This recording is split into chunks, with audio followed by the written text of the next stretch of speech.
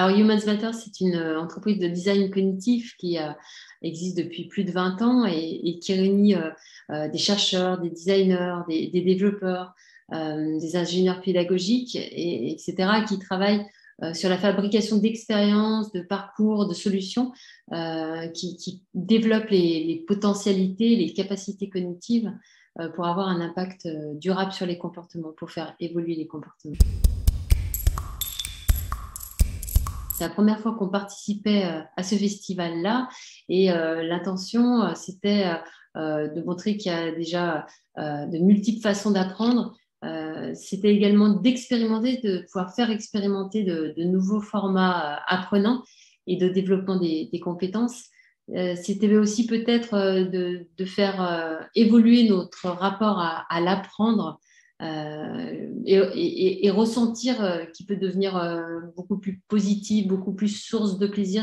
C'était également de pouvoir apprendre davantage sur la façon dont le cerveau fonctionne, donc avoir des moments où on gagne, on développe sa métacognition, sa connaissance de la façon dont on fonctionne, dont notre cognition fonctionne et des facteurs qui vont influencer cette cognition comme les émotions, les biais cognitifs. Apprendre en s'amusant et s'amuser en apprenant.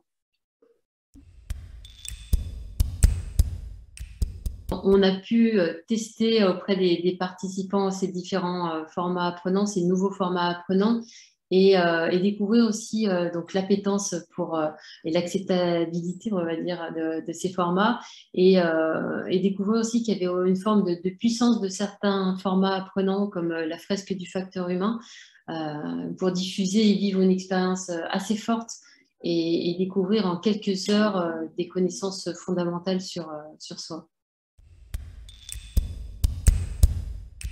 Et ce qui était intéressant, c'est que, par exemple, pour le Learn Tank, euh, comme on le faisait aussi, on a pu le faire en présentiel.